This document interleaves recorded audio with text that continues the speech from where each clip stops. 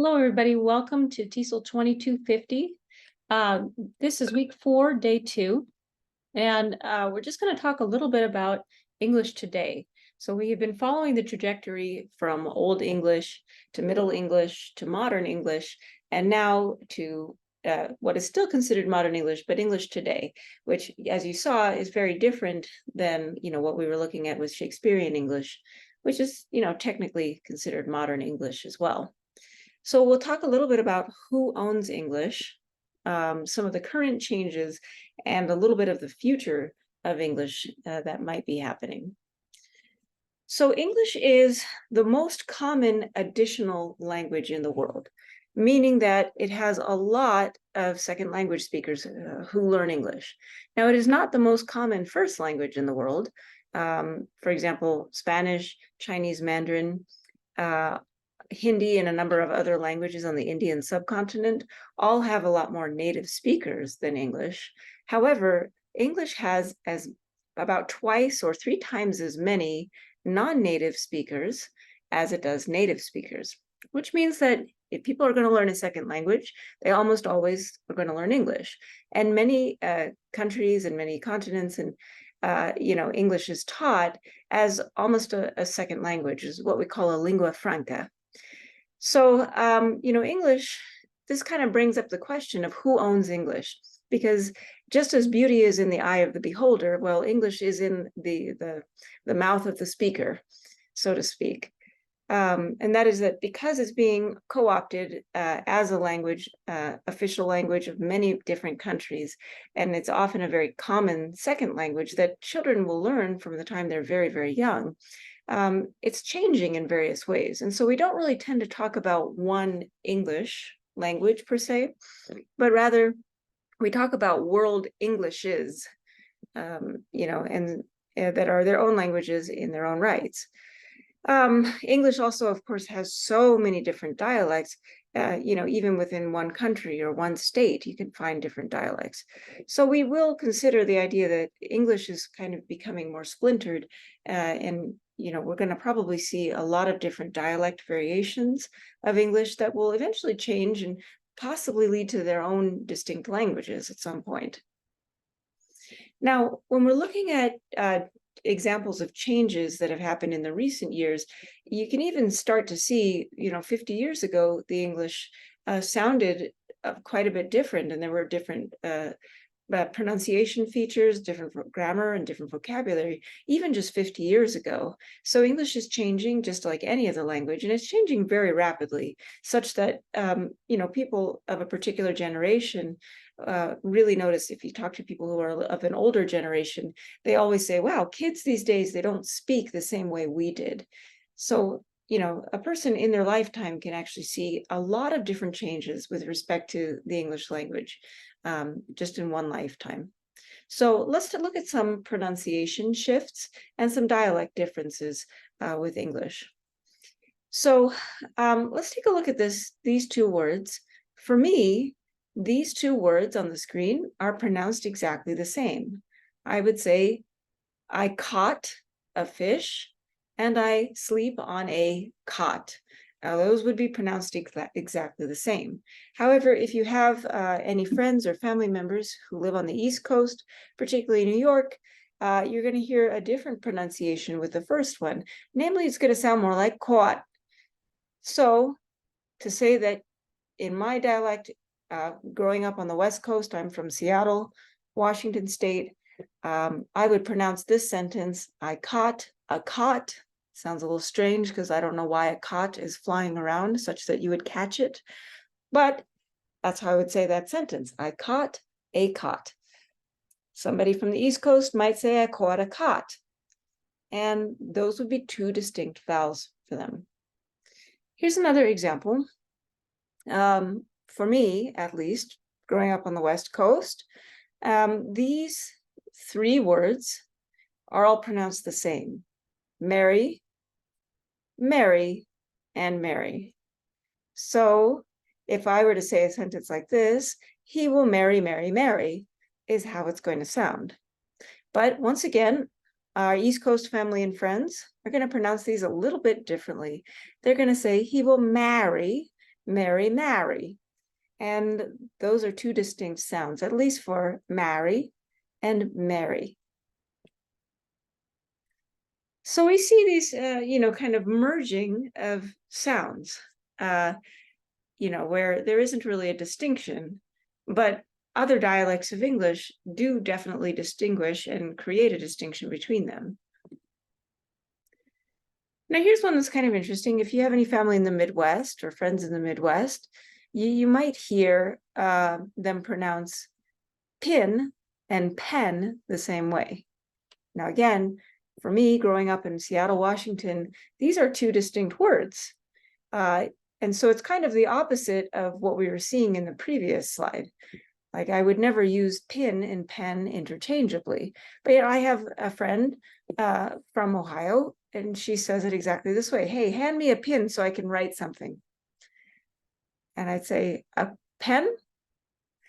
So, just as I had in my dialect a merger of two sounds, and folks that I know on the East Coast would say, but those are very distinct sounds. Well, I'm doing the exact same thing for this pin and pen distinction. I think, well, and those are two different sounds, and those actually create a difference in meaning of these words. But really, this happens a lot in my dialect too. I merge two sounds all the time. So now let's take a look at a grammar change that we've noticed in maybe in the last decade or so, or last 15 years. And that is the difference in the meaning or the sense of the third person singular gender neutral pronoun. And that is the word they, okay? So it used to be the case that if we use the word they, we would use it to talk about third person singular. So we're not talking about third person plural like them. But if we would use it to talk about third person singular, it's because we didn't know that if they were male or female. If someone has lost their book, they should go to the lost and found. Now that's taking on a different meaning. For those who are non-gender binary or non-gender conforming, we now use it when we do know the person of the gender, but we know that they don't want to be identified by that gender. So, for example, it's perfectly possible to say, yeah, I met someone and they gave me their number. And so here, in this case, right, we might know the gender of the person, but maybe they don't want to identify as such. And so we're just going to use the third person. So this grammar shift is happening with they in the present time. And this one is kind of an interesting one because when you think about it, they is a pronoun. And pronouns are closed class or function words. And we very, very rarely add new words to these classes, or this particular class rather. And also, we don't really change the meaning of words in this particular class very frequently. So this is a very interesting shift that's happening. This is probably going to continue happening, and they is probably going to be the prevailing, the meaning that when you know the person's gender, but they don't want to be identified by it, that's going to be the main sense that people have probably in about 20 years about what that pronoun is supposed to mean. And so this is kind of interesting because, there has been obviously a lot of push to introduce a gender neutral third person singular pronoun, such as thir or z, or a few other different pronouns that they have come up with. And none of those really took, but that's because we already had one, which is they. And this is one that, was being used. Jane Austen used this a lot, but the sense of that word is shifting slightly now in the modern times. In 2023, we're hearing this a lot.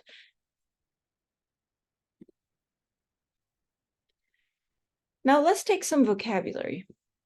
One thing that we're seeing happening very prolifically in the modern times is that we're taking an old word and we're using it in a new context or with a new meaning. And I already pointed this out with the word ratchet, right? Ratchet used to mean a type of tool. Now it kind of refers to, it refers unfavorably to a woman who maybe is kind of loud and gossips, This we would call her ratchet, right? So we're using it as an adjective. Here's an interesting one with a preposition, with. So you will hear people saying, okay, I'm going to go to the store. Another person will say, hey, I want to come with. I want to come with. Now that's kind of interesting. I would say I want to come along. So with as a preposition is actually taking more of an adverbial function here. We know that prepositions do that anyway, but usually they do that in the context of an entire prepositional phrase. They need to have some sort of noun phrase, object of a preposition, in order for this to work. And so we don't usually just strand this preposition by itself. And the only reason why we can is because it's actually taking on a new sense or a new meaning as an adverb. So it's kind of replacing along instead. We're seeing some differences in reported speech. And I've definitely noticed this a lot, I'd say probably in the last 20 years or so. When we're talking about somebody else's speech, that's reported speech. So in the past, maybe about 20 years ago, you used to hear people saying, so Karen goes, wow, I wish I'd been there. So we'd use goes. About 10 years ago, I started hearing a lot more of this. So Karen is like, wow, I wish I had been there. So now we're hearing like. Like itself has had numerous vocabulary shifts and it has multiple different meanings. And it's very interesting from a grammatical perspective. We use like, for example, to mark phrase boundaries. And I used to live in California. You'd hear the word like a lot more than I do here in Utah. Okay, but so nevertheless, we see the shift from go to like with reported speech. Now I hear a lot more of this. So Karen is all, wow, I wish I'd been there. So now we're using all to indicate that reporting speech is coming up. At no point did we ever use said. So Karen said. That just sounds too formulaic. And this is something that's definitely a characteristic of informal speech.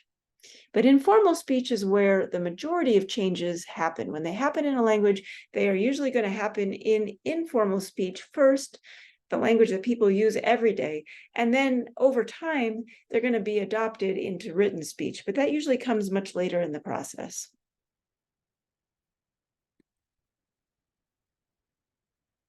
So there are a lot of speculations and educated guesses as to how English is going to change. We can look, for example, at the Corpus of American English, that COCA corpus that I gave you in your notes.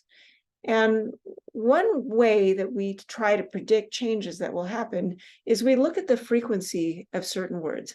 And sometimes you'll have the frequency of a particular word will go way up over the course of a few years.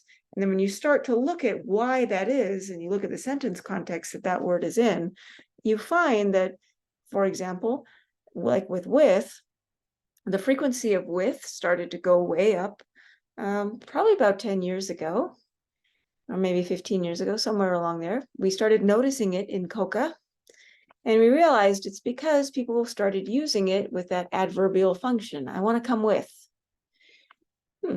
So that was kind of interesting. Another way that you can predict changes that are going to happen in the future is to look at COCA and see, well, which words are going down in frequency, in popularity. So in those cases, there's a possibility that another word has replaced it. So if we go back up to the previous slide, one thing that you can notice with COCA, if you look at a multi-year study of this word like, is that you actually will see a change as to when it started going down. Now, like, of course, is a very, very frequent word. We hear it all the time in a lot of different contexts. It has a lot of different parts of speech associated with it, depending on the sentence context. But it actually started going down in about the last 10 years, largely because many of those instances of like in reported speech actually started being replaced by all. So you look at this corpus of American English, COCA, and you see which words are going up and which words are going down over a multi-year period. And that can kind of help you predict some of the trends, or at least what's currently going on with the language.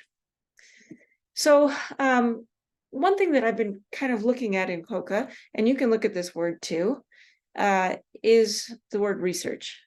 Now, when you think about how you would categorize this word, of course, you need it in a sentence to know how to categorize it. But most of us would think of it as either being a verb or a noun, right? So I'm going to research this topic for my essay, or I did lots of research. There's the noun. I did lots of research for this before I turned it in. Now, in this case, this is what we call a non-count noun, in the sense that you can't have one research and two researches when you're thinking about a noun. So this is kind of interesting. And this is something that I've been seeing change a lot, especially with the increasing globalization of English and world Englishes. Research is now starting to become a count noun. So, and I've actually seen this in a lot of international journals. They'll say, well, one research done by this group, almost to mean kind of the same thing as study, how we would use one study done by this group, or two studies. And you will actually see one research, two researches. So this is actually being used as a count noun, meaning we can count it, one research, two researches, etc. Much as the same way we would use study, one study, two studies. And this is interesting. This is happening again because more and more speakers are adopting English as part of the world English's paradigm all over the world, and they're often adopting it as a second language. Now, it could very well be that their first language has something equivalent to research, but it is a count noun in that language. And therefore, they're just applying that rule or generalizing that rule to research, and they're ignoring the fact that in our dialect of English, that is a non-count noun. So these are some of the kinds of changes we're seeing a lot with non-count nouns becoming count nouns. Research is just one example, but you can find many others as well. The count and mass noun or count and non-count distinction is not the same from language to language. And so as you have other languages that start to influence English and start to adopt English, they're going to apply a lot of the rules from their previous language, from the first language, onto English. They're going to graft them onto English. This is also true with Chicano English, for example. There's a lot of features of Spanish that have been grafted onto English. Chicano English, spoken in Southern California, where I came from most recently, it is English. It is these folks are not native Spanish speakers. They are native English speakers, but they're native English speakers of Chicano English. And it has some unique features of Spanish as well. So these are some of the changes we predict. We predict changes in word meaning, such as this count and non-count noun. We predict changes in pronunciation as well, and more regional dialects and variations as more world Englishes crop up. And these are just some of the changes we can look forward to. All right, thanks for tuning in. I'll see you in class on Friday.